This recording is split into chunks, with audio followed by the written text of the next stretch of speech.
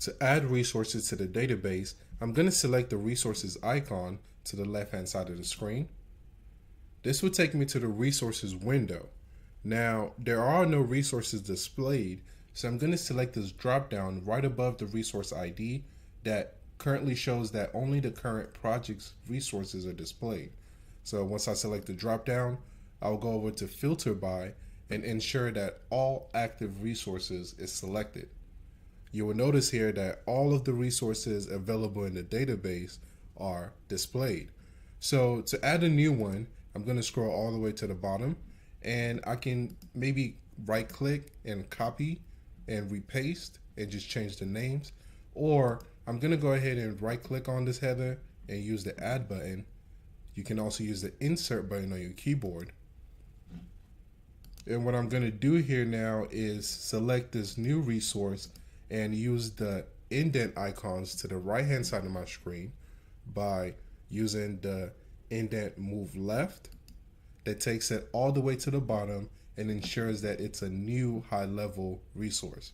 What I'm going to do here is give it an ID of Kooks. As for the resource name, this is going to be Kooks Co. And I'll keep his labor and just leave everything as is for now.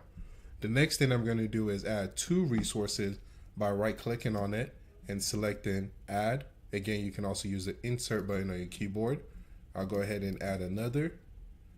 And as far as the first resource, the ID here is going to be AU, which is going to stand for author. And for the second one, it's going to be CP for the ID.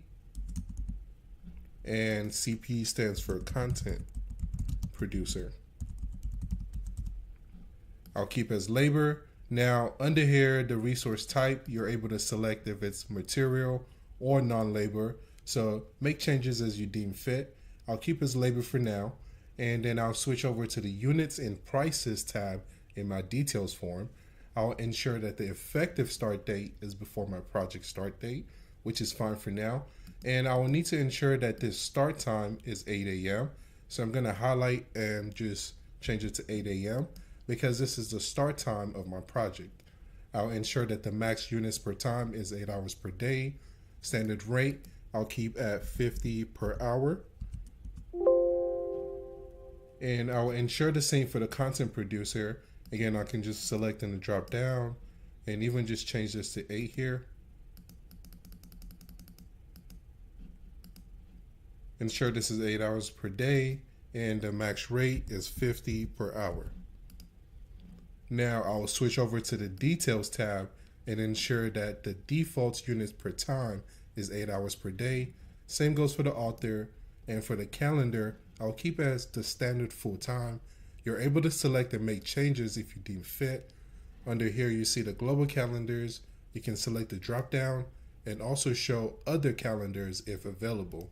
I'll keep as is for now, and that's it. I currently have two resources for this project.